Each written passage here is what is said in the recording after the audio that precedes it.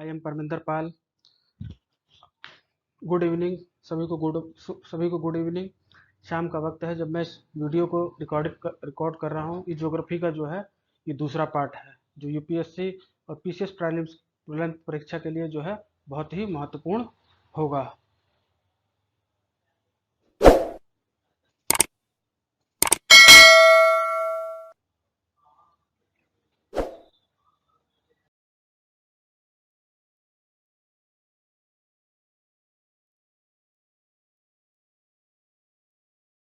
आज का पहला क्वेश्चन है, निम्न कथनों में से कौन सा सही है?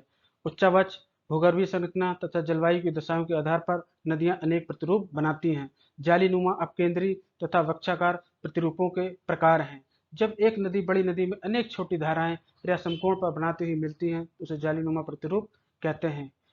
कूट एक एक सही है, एक व दो सही है, एक दो तीन सही है या एक व तीन सही है। इसका जो सही आंसर है वो है सी।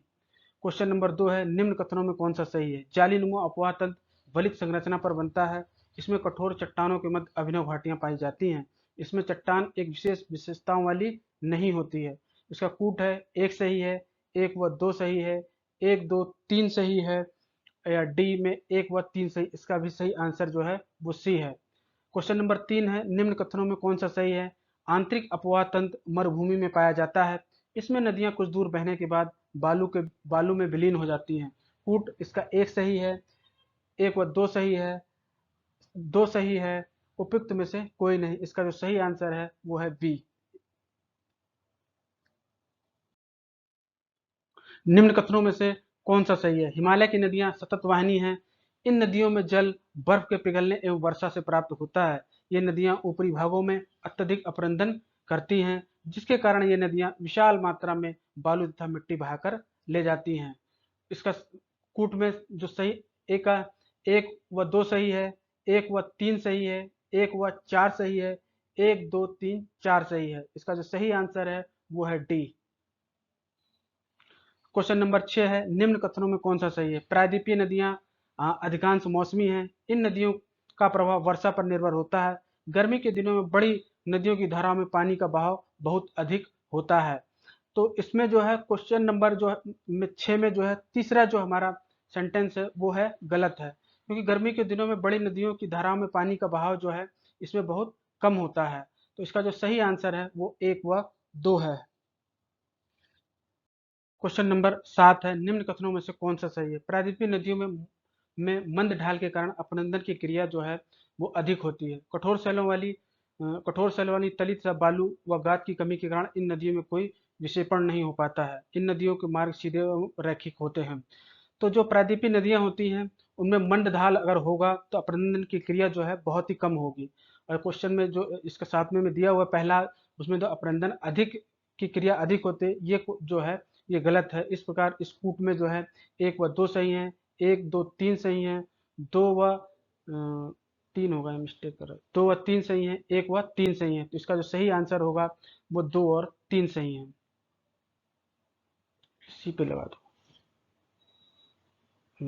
8 नंबर है, निम्न कथनों में कौन सा सही है? नदियों में अवसाद अधिक होने पर अपरदन कम होता है। ये जो है गलत है। नदियों में जब अवसाद अधिक होगा तो वहां पर नदियों का तल ऊपर उठेगा, पानी अधिक आएगा और नदियां क्या होंगी, अपने दाएं बाएं सब तरफ भागेंगी और जो है बाढ़ आ जाएगी। नदियों में अवसाद कम होने पर अपरदन अधिक होता है।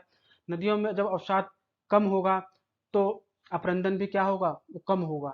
तो ये जो है पहला भी गलत है और दूसरा भी। इन दोनों को क्या है, इंटरचेंज कर लीजिए। नदी का बहाव अधिक होने पर अपरदन अधिक होगा। ठीक है, जो पर्वतीय नदियां हैं उनमें ऊपर से नदी का बहाव अधिक होगा, पर ये नवीन पर्वत हैं, ये बालू कंकड़ सब बहा करके नदियां लेकर के आती हैं। ठीक है, नदी का बहाव कम होने पर अपरदन कम होगा। ये सही है कि नदी का बहाव कम होने पर अपरदन कम होता है। कूट इसका है एक सही है, दो सही है, एक व दो सही है, तीन व चार सही है। इसका जो सही आंसर होगा वो है डी, तीन व चार सही है। क्वेश्चन नंबर 9 है, निम्न कथनों में कौन सा सही है? नदी में अपरदन किस क्रिया के द्वारा होता है? नंबर कूट एक है रासायनिक अपरदन के द्वारा, यांत्रिक अपरदन के द्वारा, ए व बी दोनों के द्वारा, उपयुक्त में से कोई नहीं। इसका जो सही आंसर है वो है ए व बी। सी आंसर सही है, ए व बी दोनों रासायनिक और यांत्रिक अपक्रियाओं के द्वारा जो है नदियों में अपरदन होता है। निम्न कथन 10वां नंबर है, निम्न कथनों में कौन सा सही है? गार्ज तथा कैनियन दोनों ही वी आकार की घाटियों के प्रकार हैं।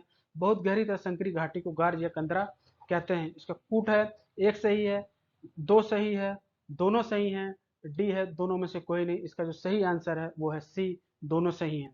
क्वेश्चन नंबर 11 है, निम्न कथनों में कौन सा सही है? जब हिमालय क्षेत्र में बहने वाली नदियां पर्वतीय ढालों को पार कर मैदानों में पहुंचती हैं, तब जलोढ़ पंखों का निर्माण करती हैं।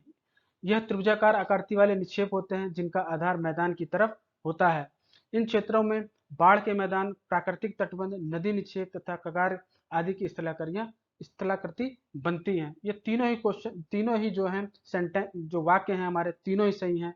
और इसका कूट में एक दो सही है, एक तीन सही है, एक सही है, एक दो तीन सही है। तो इसका सही आंसर जो होगा वो डी होगा। आप लोगों को अगर ये मेरा वीडियो पसंद आया हो तो इसको लाइक कीजिए, सब्सक्राइब कीजिए और अपने ग्रुपों में भेजिए और आगामी परीक्षाओं के लिए इससे लाभ लीजिए। Best of luck.